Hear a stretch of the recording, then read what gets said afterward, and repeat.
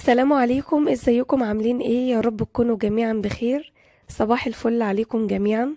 قبل ما نبدأ الفيديو نصلي على رسول الله. اللهم صل وسلم وبارك على سيدنا محمد وعلى آله وصحبه وسلم أجمعين.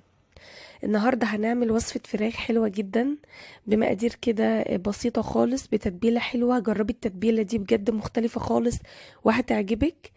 انا هعمل كده ورقة فراخ في الفرن في الكيس الحراري. عملت قبل كده ورقة اللحمة، هنعمل ورقة الفراخ دي. ممكن تعمليها بالفراخ متقطعة زي ما انا عاملاها كده، او تعمليها بفرخة كاملة.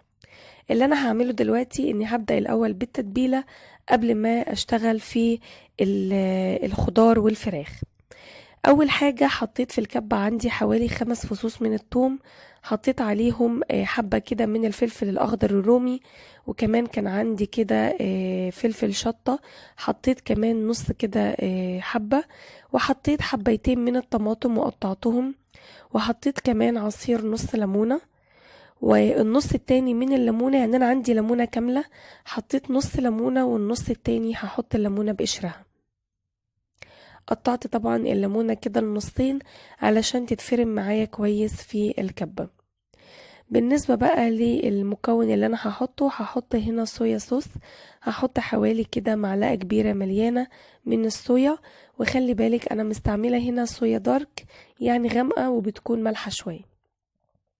هظبط بقى الملح، حطيت كده معلقة مليانة من الملح، بس انا كنت احتجت ملح تاني فحطيت حوالي كمان نص معلقة.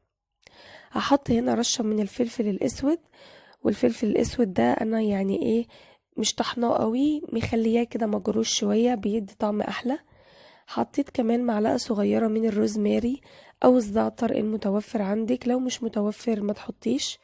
عندي كمان معلقة صغيرة من البابريكا، وحطيت نص معلقة صغيرة من الكزبرة ناشفة. وعندي كمان بهارات فراخ، حطيت نص معلقة صغيرة من بهارات الفراخ. ده كاري، والكاري اللي انا استعملته كاري بارد، في كاري بيكون حار. فحطيت يعني نص معلقة كده، وحطيت كمان نص معلقة من الكباب الصيني. كده خلاص هاخد بقى الخليط ده اضربه كويس في الكبة وارجع لكم. بعد ما ضربته في الكبة حطيت معلقة كبيرة من زيت الزيتون او زيت عباد دوار الشمس عادي، وحطيت كمان معلقة من الخل. بعد ما ضربت الخليط نسيت احط البصلة، فحطيت نص البصلاية، والنص التاني هاخده مع الخضار. رجعت ضربت الخليط تاني في الكبة. كده خلاص انا ضربت الخليط كويس جدا. تعالوا بقى نشوف الخضار اللي انا استخدمته اللي هحطه مع الفراخ. قطعت حوالي نص بصلة، وعندي كده 3 حبات من الجزر قطعتهم لدواير، وحبتين من البطاطس قطعتهم لدواير، وعندي كمان فلفل رومي قطعته.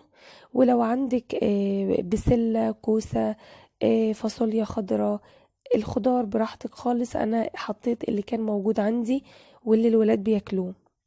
هناخد بقى من نص التتبيلة اللي انا عملتها دي على البطاطس، يعني قسمت التتبيلة لنصين، نص اخدته حطيته على البطاطس كده والخضار، وقلبتهم كويس جدا. تعالوا بقى نشوف هنعمل ايه. الكيس الحراري عندي انا جبته وحطيت فيه الخضار. الكيس الحراري اللي انا مستعملاه ده ماركة كويسة، انا كنت جايبة اللي هو فالكون. لو انت مش متأكدة ان الكيس بتاعك يعني كويس، ممكن تبطنيه الاول بمعلقة دقيق علشان الفراخ والخضار ما يلزقوش فيه. بالنسبة للفراخ انا طبعا دي فرخة قطعتها ل4 ارباع، غسلتها كويس جدا بالطريقة اللي احنا كلنا متعودين عليها، ليمون وملح ودقيق. انا بحب احط ليمون، ما بحبش احط خل، لاني بحس ان الخل بيثبت ريحة الزفارة شوية. فجربي كده الليمون بقشره مع غسيل الفراخ، بيفرق جامد جدا، وبتحسي كده ان طعم الفراخ بيبقى ليمون. طبعا انا شقيت الفراخ، عملت فيها كده فتحات بالسكينة علشان التتبيلة توصل معايا للحم من جوه وكمان للعظم. طبعا انا هستعمل ايدي، انا ايديا مغسولة ونظيفة، فهعمل بقى الفراخ بايدي. فانا جبت بقى التتبيله، بدات احشي الفراخ من جوه ومن بين الفتحات كده وفي العظم بالتتبيله بتاعتنا دي. زي ما انتم شايفين بدأت املى الفتحات بتاعه الفراخ بالتتبيلة بتاعتنا وبين العظم كده والجلد. عملت برضو نفس الشيء مع الوراك، جبتها برضو من جوه ومن بره ومن تحت الجلد، وعملت برضو شقوق في الدبوس وكله. طبعا بعد ما حطيت الفراخ عليها التتبيلة كده، وحطيت كمان الخضار في الكيس، هبتدي اوزع الفراخ على الخضار كده.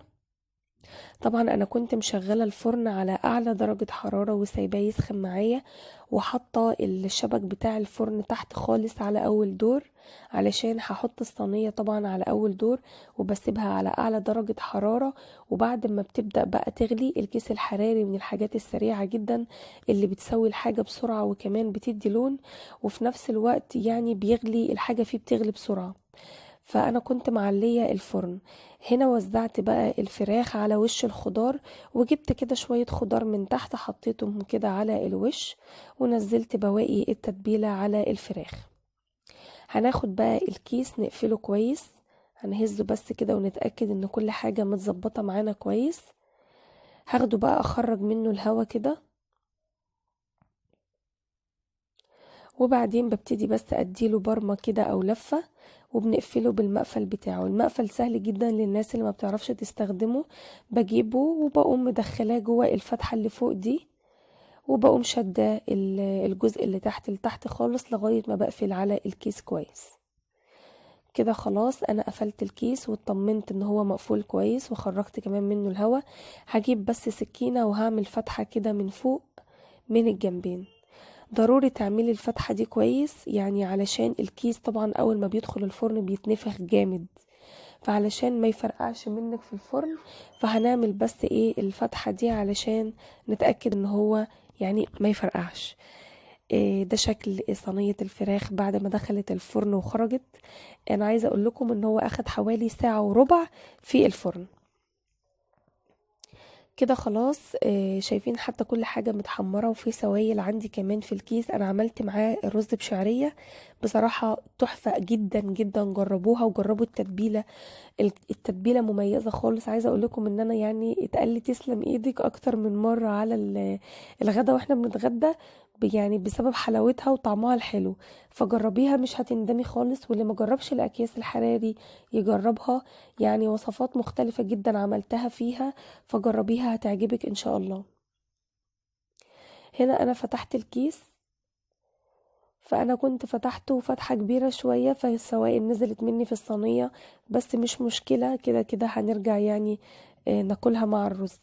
ده شكل الفراخ بعد ما استوت، والخضار كمان استوى زي ما قلت لكم، خدت ساعة وربع.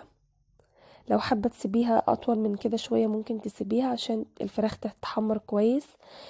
تعالى اوريكم البطاطس عندي مستوية خالص زي ما انتم شايفين، والفراخ كمان مستوية، وكان طعمها حلو جدا. جربوها بالطريقة دي هتعجبكم جدا ان شاء الله. لو جربتوها عجبتكم ما تنسيش تحطي لايك للفيديو وتشتركي في القناة لو لسه ما اشتركتيش، وما تنسيش تحطي لايك للفيديو، وما تنسيش تصلي على رسول الله. اللهم صل وسلم وبارك على سيدنا محمد وعلى آله وصحبه وسلم أجمعين. أشوفكم على خير ومع السلامة.